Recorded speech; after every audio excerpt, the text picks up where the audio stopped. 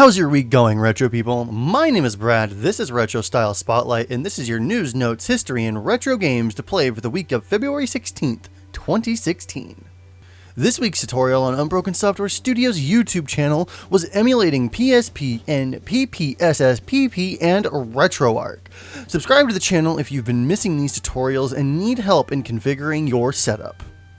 Indie games love recreating that nostalgic feeling from when we were kids. Depending on the era of gaming you grew up in is telling for the type of games you'll go on to create if you decide to follow the path of a game developer.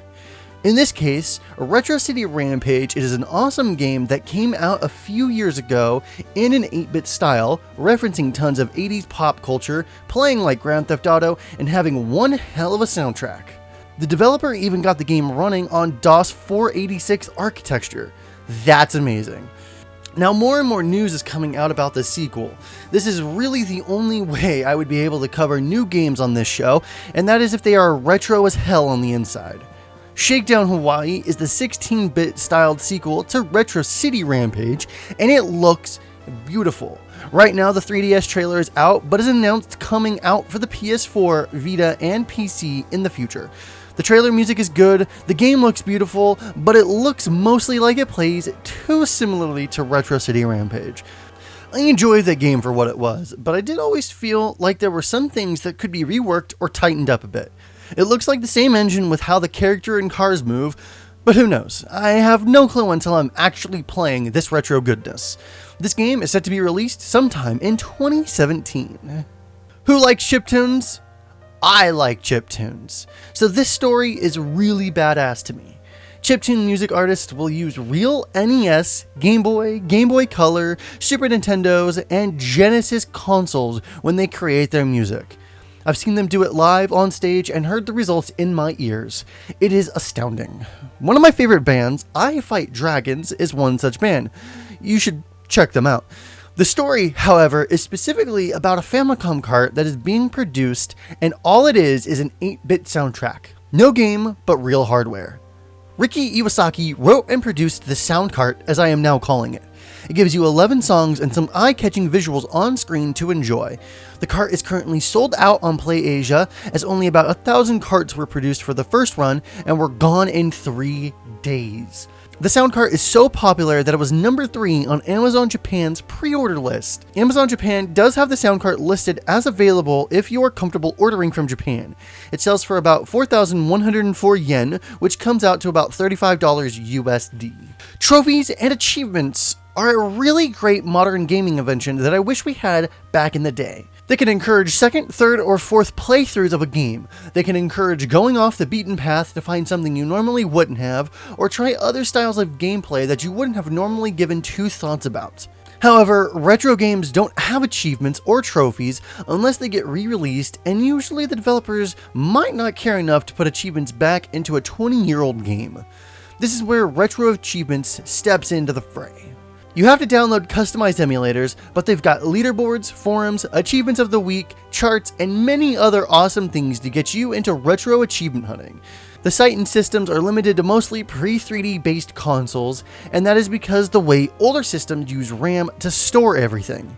It is always in the same position at the same time unless you glitch or cheat, so all they did was fork certain emulators and have them read the game's RAM. When something triggers, you get the achievement. It would be amazing for publishers and developers to dip back into their old catalog, re-release everything, and assign trophies and achievements to it all, but sadly, that probably won't ever happen for a majority of our nostalgia. This way, you can get those retro achievements, and guess what? It will certainly work with LaunchBox. I recently myself got into the Raspberry Pi and computer on a chip scene. I am building my wife and I custom tablets at some point with a very powerful computer on a chip and putting a Raspberry Pi 2B in an R2D2 shell that we have. But I've also thought about what else I could do with these awesome little beasts. Well, someone has created the perfect marriage of what I love and this new hobby of mine. Enter the PiGRRL II, or as I like to call it, the PiGRRL. This is the continuation of PiGRRL I, which had different insides and less buttons. The 2 comes at you with all the buttons necessary for up to the SNES and GBA. To create this, you need some technical skill, soldering abilities, and the need for retro gaming. The site says it's geared towards beginners and that it uses the Raspberry Pi 2B, but you can substitute a newer model if one becomes available, or the previous B+ model. This thing looks sexy, but I'd love to create one with proper triggers and a few extra buttons so I can also add on the Sega Genesis. Look out, Raspberry Pi! Brad is coming for you. This month, in 1986, Nintendo releases The Legend of Zelda, designed by Shigeru Miyamoto for the Nintendo Famicom Disk System. It is the first game in the Legend of Zelda series, one of the first NES games to get onboard saves, and the first to start an epic adventure. This is certainly one of my most favorite game series of all times, and starts the career of the prolific Shigeru Miyamoto, or as I like to call him, Shiggy. This week's retro gaming suggestion comes from the LaunchBox Steam group, of which I curate awesome retro games that you can purchase on Steam for a good price. Hey, come on over and have some fun with Crazy Taxi.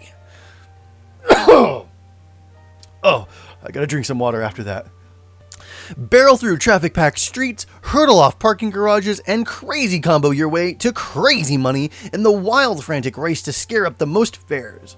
In Crazy Taxi, time is money, and only the craziest cabbies come out victorious. This game is some arcadey fun with an amazing soundtrack by The Offspring, but do note that the PC version, due to licensing reasons, does not have that soundtrack. It is the PC though. I am sure there's a way you can swap that out with mods. There is also nothing stopping you from just muting the music and playing any music you want in the background while you get people where they're going fast. So that was Retro Style Spotlight for the week of February 16th, 2016. All of the relevant links to everything you heard in this edition of RSS will be in the description below. Remember, you can sign up for a LaunchBox forum account to talk with us over there, join our open Steam group to see what we're all playing, and maybe play a game or two with us there. Jason and I have a lot planned for our community, so if you haven't already, subscribe to our YouTube channel. We're doing a tutorial video every Friday and more entertainment shows like this in the future. Let us know what you think of RSS and any feedback you may have on it. My name is Brad, and remember, freaks and geeks, to play more games, and we'll see you next time. Have a good day.